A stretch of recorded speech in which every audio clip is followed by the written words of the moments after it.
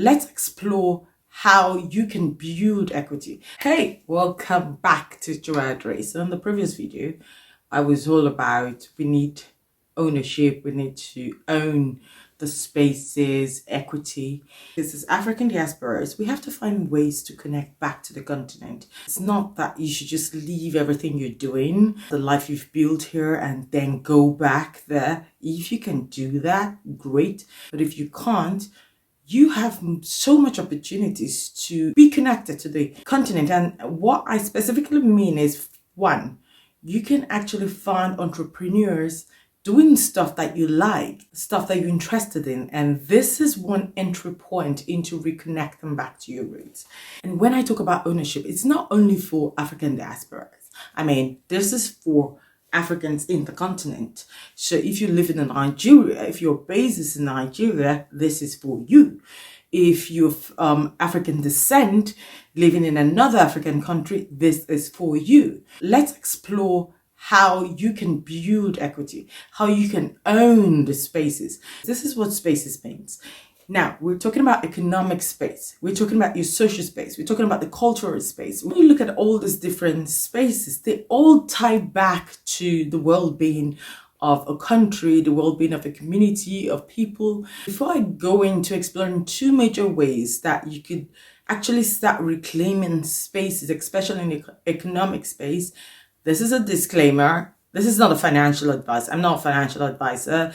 I'm sharing my knowledge. I'm sharing what I've experienced, what I'm seeing happening. I'm sharing the tools I use and the things I'm doing that is really working out for me and people that I know. I'm sharing this with you so that you are informed and make informed choices. Now, let's go into it. I wrote a couple of things down. Now, the first one is to find investments. You don't have to be on ground to actually invest in a company on ground. And one investment area that I'm so passionate about is SMEs, women-led SMEs. So what I'm talking about is not the classic traditional investment where you buy stocks. And of course, you can go through that route. Your goal is to make money. You want a high return on investment. Yes, but please, let's bring these three things to the forefront, right? It's so important that because of the story, because of the history that we've had as African people, no matter how much return on investment you'll be looking for your money, it's so important to think about development of spaces, development of people, development of communities, development of infrastructure, development of knowledge, so sustainability comes along with this kind of development. So as much as you want a high return on investment, which you could actually just go to the stock market and buy the top 500 companies, right? And get your high return on investment, I would really plead that we start looking into community-focused investment. There are so many new startups and companies on ground already that, with good track record, there are investment companies that are really empowering small businesses. And these companies, the more capital they have, the more good they can do, the more microcredits they can give out, the more SMEs they can empower. And some of these companies have been registered already, like microbanks, So you already have structure, financial infrastructure. Nigeria is one of the leading African countries when it comes to financial infrastructure. You already have financial infrastructure, companies, instruments that will really give you a gateway, opens the door for you into community investment, into investing in SMEs. And apart from existing SMEs, you already have a large informal sector in Nigeria. Actually, the informal sector contributes literally 40% of Nigeria's GDP, right? And creating about 65% of the jobs. So what that tells us is not all the income and growth and economic development, it's really captured there. That means there is still opportunity. There is space to really invest in structuring this and making them scale. Because if the small, not so organized businesses can really structure into a world-class venture and scale, then they will create more jobs. Then they will have access to market. So they'll be able to produce like the amount of soap that that community needs, instead of that community importing soap because there is not enough supply. So one major issue I've seen in Nigeria, for example, is that there is not enough supply of certain products. The cows don't have enough milk, so if you go to a supermarket right now, you will see the supermarket literally filled with milk from Europe, right? And that's disturbing. That's really disturbing. So as an African diaspora, or as an African in a continent with lots of money, because there are lots of Africans that are wealthy, they have loads of money, right? I mean, sorry, if you can get 10 designer bag costing at least 1,000 euros per, then you have abundance to invest. Because the kind of investment I'm even talking about, it's not backbreaking, right? I'm going to do another video about like the cost of this investment, how you can save for this investment, and how you can actually just build your capital to be able to invest. So my number one strategy will be to invest in SMEs. You can invest in SMEs either you think you like what they're doing, you want to get on board, or you invest through investment companies. And what you get is private equity, right? And that is already owning, So an example is if a company has like, let's say, 1 million shares. So let's say shares of 1 million. So is this already 1 million? Yes. Okay, let's say what they actually need is to start now, or maybe they've already started, but they need some money and they just need like 500K, right? And you are coming to just give them 50K. You can actually add this 50K based on the shares you get from the company. You can actually invest it into the company, right? So it's not about giving a gift. It's about really investing in the company, because what that does is makes you a partner and you want this company to grow. You can bring more things to this company, right? Apart from the money you bring into it, you can mentor the company, and maybe they produce stuff that if you're a diaspora, maybe this company produce stuff that you can actually find distribution for in the country you're living in. So this is already like more equity you can take out of the company based on this operational service that you add to the company, apart from the money you bring into it. So you can invest in companies either by cash or by actually bringing in services, or both. So that's one method. We're going to explore this, and we're creating boot camps, information workshops, Zoom calls, and lots of stuff on the Joanna Tribe, where I really go into details explaining this and talking to experts, like people that really know this stuff, investment companies, so you can really know what options are there for you. Then there is a second one that I really love. This is so important, especially for SMEs already producing in Nigeria. It's time to think beyond business as normal. There is no business as normal. We need to develop these spaces, right? Developing the value chain. I love this one. To develop the value chains. What's the value chain? Let's take, for example, this sheet of card. This card. This is paper, right? Look, this is paper. Paper, right? Oh God, I've done it now. Can I remember my points? Yes, I can. When you look at that paper, ask yourself, what is the value chain of that paper? Now, you've got distribution, right? You have to be able to distribute this paper to the end consumer. So we're starting from the end consumer back now to get the real value chain of that paper. So you've got distribution. And then after the distribution, let me write this here. You can see it. Distribution.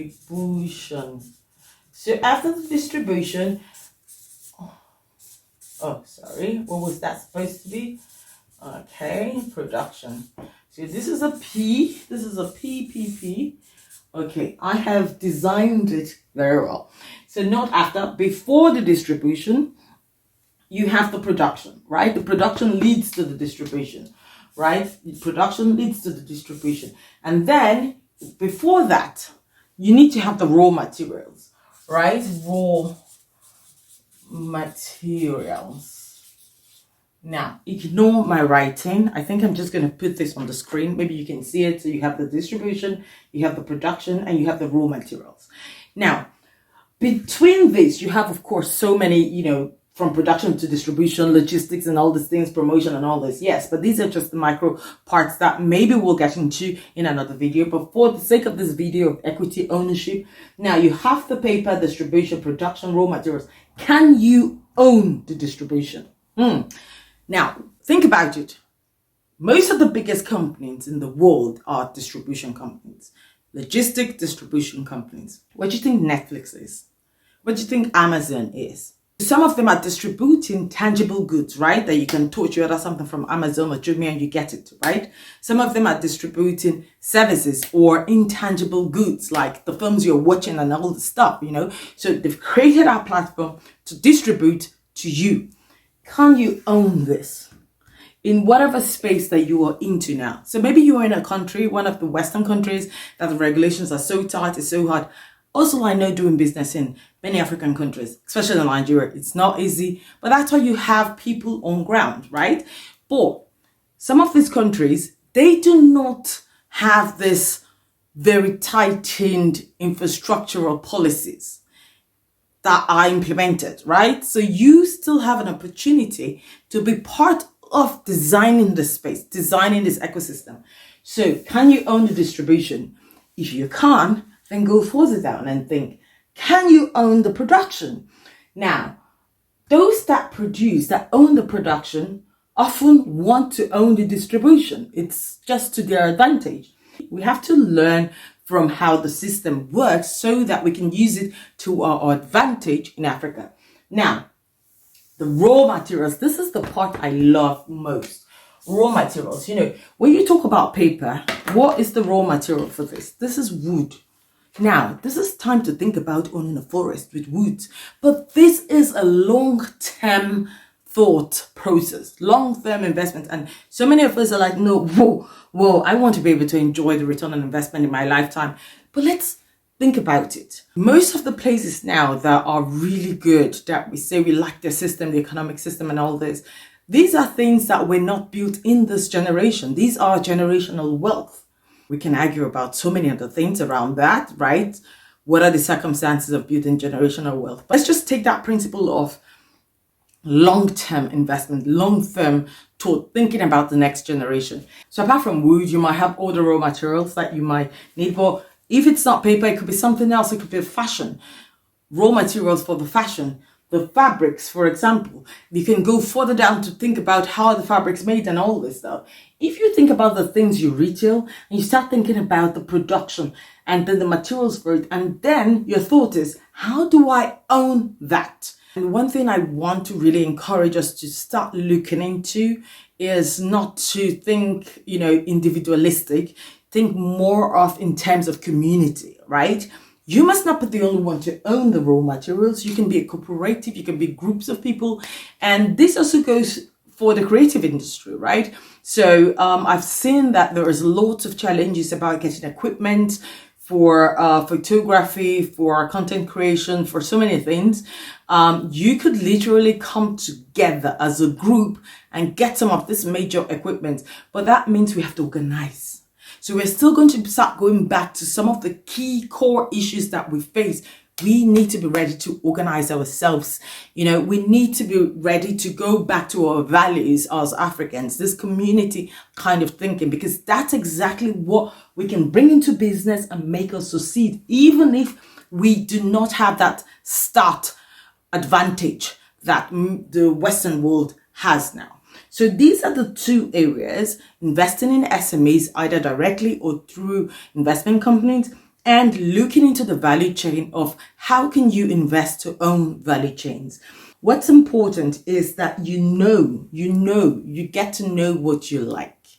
There's no point trying to invest in something that you're not interested in. There's no point trying to actually just start in areas or business areas that you won't really like, because this is a bold move. This is for people with stamina. This is for people that really want change, that want to bring in change, that want to put their money where the mouth is. So you have to really go into finding out what you're passionate about. So maybe you're a diaspora now, an African diaspora in a Western country, somewhere out or within the African continent, and you might just be doing something to pay your bills, earn a living, something that's really nice, but maybe that's not your highest passion where you think you can live your full potential. Now you have the opportunity to actually venture into that thing that you feel is for you, is your purpose. So if you're a teacher and you want something else, you've always wanted to paint, you've always wanted to get into the art space, this is the opportunity now to look into the African space and look at the art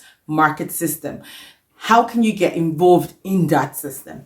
So that was it in this video. I really wanted to just start bringing in these opportunities to you, to inspire you. So thank you so much. Like I said, this is not a financial advice. I am sharing my knowledge. I want you to get on board. So if you have questions, don't forget, drop your comments, share this video. Let's break the algorithm. Please do subscribe to my channel so that we can actually explore really sustainable ways of uplifting the African continent. See you in the next video. Bye.